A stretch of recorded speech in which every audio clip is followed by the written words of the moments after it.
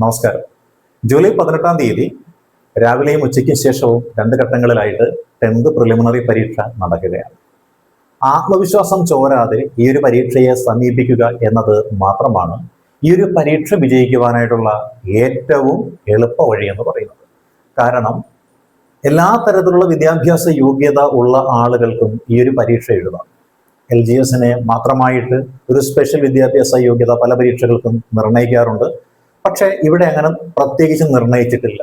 ഗ്രാജുവേഷനും post ഗ്രാജുവേഷനും അതിന് മുകളിലുള്ള doctorate വരെയുള്ള ആളുകൾ വേണമെന്നുണ്ടെങ്കിൽ ഈ ഒരു പരീക്ഷ എഴുതാനായിട്ട് വരാതിരിക്കാം. അപ്പോൾ പല തരത്തിൽപ്പെട്ട ആളുകൾ ഒരു കാറ്റഗറിക്ക് വേണ്ടി പരീക്ഷ എഴുതാനായിട്ട് വരുമ്പോൾ ആ പരീക്ഷയുടെ സിലബസ് എന്ന് പറയുന്നത് എല്ലാവരെയും ഒരേപോലെ കണക്കാക്കുന്ന ഒരു സിലബസ് ആയിട്ട് തന്നെയാണ് ഇപ്പോൾ നിലവിലുള്ളത്. ഏറ്റവും കുറഞ്ഞ കാര്യങ്ങളാണ് ഇവിടെ പഠിച്ചെടുക്കുവാനുള്ളത്. അതുകൊണ്ട് തന്നെ ഈ ഒരു പരീക്ഷ എന്ന് പറയുന്നത് നിങ്ങളുടെ അറിവിനെ അടിസ്ഥാനപ്പെടുത്തിയിട്ട് അല്ല നിർണ്ണയിക്കുന്നത്. നിങ്ങളുടെ മനോഭാവത്തെ സംബന്ധിച്ചും നിങ്ങളുടെ മനക്കരുത്തിനെ സംബന്ധിച്ചുമാണ് ഈ ഒരു പരീക്ഷയിലെ വിജയം എന്ന് പറയുന്നത് നിർണ്ണയിക്കപ്പെടുന്നത്.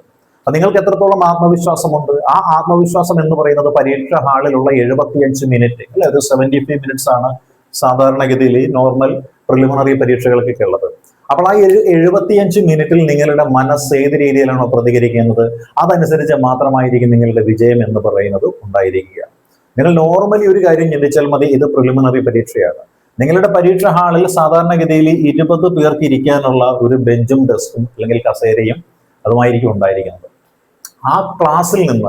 ആ ക്ലാസ് മുറിയിൽ നിന്ന് വെറും 2 പേഴ്സൺസ് അല്ലെ, നിങ്ങളുടെ ക്ലാസ്സിൽ നിന്ന് വെറും 2 പേർക്ക് മാത്രമേ യോഗ്യത നേടുവാൻ സാധിക്കുകയുള്ളൂ എന്നുള്ളതാണ് ഇതിന്റെ പ്രത്യേകത എന്ന് പറയുന്നത്. അതാണ് വാസ്തവവും അല്ലെ.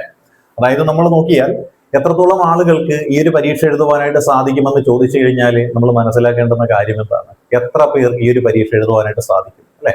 ഏറെക്കുറെ നമ്മൾ നോക്കിയാൽ ഈ 2 ലക്ഷം പേരിൽ നിന്നും ഒരു 20,000-ഓളം ആളുകൾ, പരമാവധി ഒരു 20,000-ഓളം ആളുകളാണ് ഈ ഒരു പരീക്ഷ ക്വാളിഫൈ ചെയ്യുക അല്ലെ. അതേപോലെ തന്നെ നോക്കിയാൽ മൊത്തം പരീക്ഷ എഴുതുന്ന ആൾക്കാരുടെ അപേക്ഷകരുടെ എണ്ണം നോക്കിയാൽ ഒരു 6 ലക്ഷം എന്ന് നമ്മൾ പറയുന്നുണ്ട്. 6 ലക്ഷം എന്നാണ് നമ്മൾ പറയുന്നത് അല്ലെ. എന്നാൽ പരീക്ഷയ്ക്ക് എഴുതാനായിട്ട് പരീക്ഷ ഹാളിൽ വന്നു വിടുന്ന ആളുകൾ എന്ന് വെച്ചാൽ 5 ലക്ഷം പേരെ ചിലപ്പോൾ വരാൻ ചാൻസ് ഉണ്ട്. അങ്ങനെയാണെങ്കിൽ ഈ പരീക്ഷ 4 ഘട്ടങ്ങളായിട്ട് നടക്കുമ്പോൾ ഒരു ഘട്ടത്തിൽ വന്ന് എഴുതുന്ന ആളുകൾ എന്ന് പറയുന്നത് എത്ര പേര് കാണും? 1,25,000 പേരായിരിക്കും ഒന്നാം ഘട്ടത്തിൽ ഉണ്ടാവുക. 2ാം ഘട്ടത്തിൽ ഉണ്ടാവുക 1,25,000 പേര്. 3ാം ഘട്ടത്തിൽ ഉണ്ടാവുക 1,25,000 പേര്. 4ാം ഘട്ടത്തിൽ മാത്രമേ കാണുള്ളൂ. വന്നെങ്കിൽ മാത്രമേ ഈ ഒരു 5 ലക്ഷം പേരെന്ന് പറയുന്ന ഒരു കണക്കിലേക്ക് നമുക്ക് എത്താൻ സാധിക്കുള്ളൂ. ഈ 5 ലക്ഷം പേരിൽ നിന്ന് എത്ര പേര് സെലക്ട് ചെയ്യുമെന്ന് ചോദിച്ചാൽ ഏറെക്കുറെ ഒരു 50,000-ഓളം ആളുകളെയാണ് സെലക്ട് ചെയ്യുവാനായിട്ട് സാധ്യതയുള്ളത്. അപ്പോൾ 1ാം ഘട്ടത്തിൽ ഒരു 2 ലക്ഷം പേര് എഴുതി കഴിഞ്ഞാൽ അതിൽ നിന്നും എത്രത്തോളം ആളുകളെ സെലക്ട് ചെയ്യുമെന്ന് കൂടി നമ്മളൊന്നും അറിയാം അല്ലെ. 2 ലക്ഷം പേര് എഴുതി കഴിഞ്ഞാൽ അവരിൽ നിന്ന് ഒരു 20,000 പേരെ ആയിരിക്കും സെലക്ട് ചെയ്യുക അല്ലെ. അപ്പൊ നോക്കിക്കഴിഞ്ഞാൽ നമ്മുടെ ഹാളിൽ 20 പേര് പരീക്ഷ എഴുതാനായിട്ട് വന്നു കഴിഞ്ഞാൽ 2 പേര് സെലക്ട് ചെയ്യപ്പെട്ടു എന്ന് വെച്ച് കഴിഞ്ഞാൽ എത്രയാണ്? നിങ്ങളുടെ ക്ലാസ്സിലെ 10% പേർ സെലക്ട് ചെയ്യപ്പെടും. അതാണ് കണക്കെന്ന് പറയുന്നത്. 20 പേര് പരീക്ഷ എഴുതുന്നതിൽ 2 പേര് സെലക്ട് ചെയ്യപ്പെട്ടു കഴിഞ്ഞാൽ 10%-മായി കണക്ക്. അതേപോലെ 5 ലക്ഷം പേര് പരീക്ഷ എഴുതി കഴിഞ്ഞാൽ അതിൽ നിന്നും 50,000 പേര് സെലക്ട് ചെയ്ത് കഴിഞ്ഞാൽ 10% പേര് സെലക്ട് ചെയ്യപ്പെട്ടു.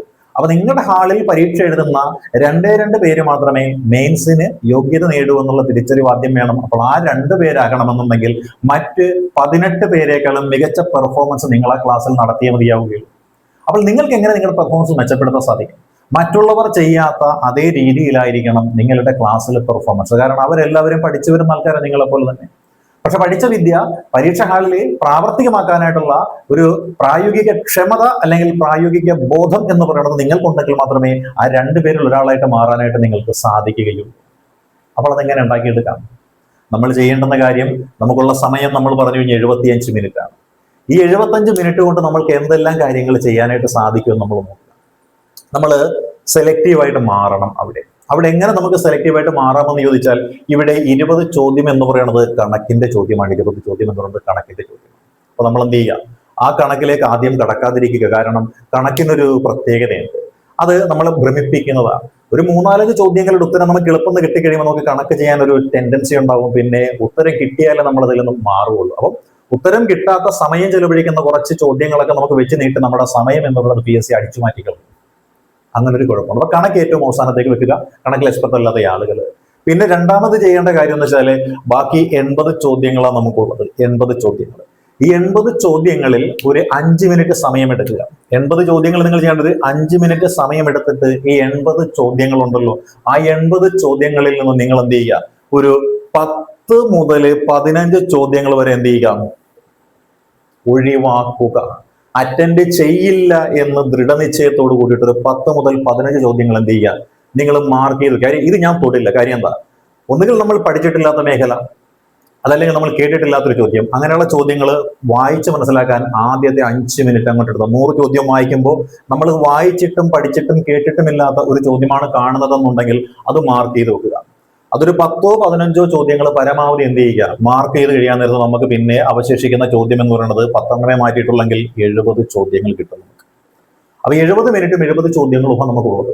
എന്ത് ചെയ്യണം, ആദ്യമേ ഈ 70 ചോദ്യങ്ങൾ നമുക്ക് അറിയുന്നത് മാക്സിമം അങ്ങ് ചെയ്തു പോവുക. അതല്ലെങ്കിൽ ഒരു 65 ചോദ്യങ്ങളായിരിക്കും നമുക്ക് ഒരു 65 എടുത്താലും മതി, അല്ല ഒരു 65 ചോദ്യങ്ങളെ നമുക്കുള്ളതെന്ന് കണക്കാക്കുക. നമ്മൾ എന്ത് ചെയ്യുക, അതിലേക്ക് പൂർണ്ണമായിട്ട് വന്നിട്ട് മുഴുകുക. ഒരു മണിക്കൂർ കൊണ്ട്, അല്ലെ, 1 മണിക്കൂർ കൊണ്ട് ഈ 65 ചോദ്യങ്ങൾ നമ്മൾ എന്ത് ചെയ്യുക, പൂർത്തിയാക്കാനായിട്ട് നോക്കുക. 1 മണിക്കൂർ കൊണ്ട് 65 ചോദ്യങ്ങൾ നമ്മൾ പൂർത്തീകരിച്ച് കഴിയാൻ നേരത്ത് നമുക്ക് പിന്നെയുള്ള സമയം എന്ന് വെച്ചാൽ എത്രയുണ്ട്, ഏറെക്കുറെ ഒരു 10 മിനിറ്റ് നമ്മുടെ കൈവശം ഉണ്ടാവും. 10 മിനിറ്റ്, ആ 10 മിനിറ്റ് മതിയാവും നമ്മുടെ ഈ കണക്കിലോട്ട് നമുക്ക് പോകാനായിട്ട്. അപ്പോൾ ശ്രദ്ധിക്കേണ്ട കാര്യം എന്ന് വെച്ചാൽ ഈ 65 ചോദ്യങ്ങൾ നമ്മൾ ചെയ്യുമ്പോൾ ഈ 65 ചോദ്യങ്ങളിൽ ഏറ്റവും കൂടിയത് ഒരു 60 എണ്ണമെങ്കിലും നമുക്ക് 100% ഉറപ്പുള്ളതായിരിക്കും എന്നുള്ളതാണ് വാസ്തവം. 15 എണ്ണം നമ്മൾ ഒഴിവാക്കി കഴിയുമ്പോൾ നമുക്ക് ഉറപ്പില്ലാത്ത 15 എണ്ണം കളയുമ്പോൾ 5 മാർക്ക് നമ്മളിവിടെ സേവ് ചെയ്തു ഓൾറെഡി. 60 എണ്ണം നമ്മൾ ചെയ്തു എന്ന് പറയാൻ നേരത്ത് 100% ഉറപ്പുള്ള 60 നമുക്ക് കിട്ടിയത്.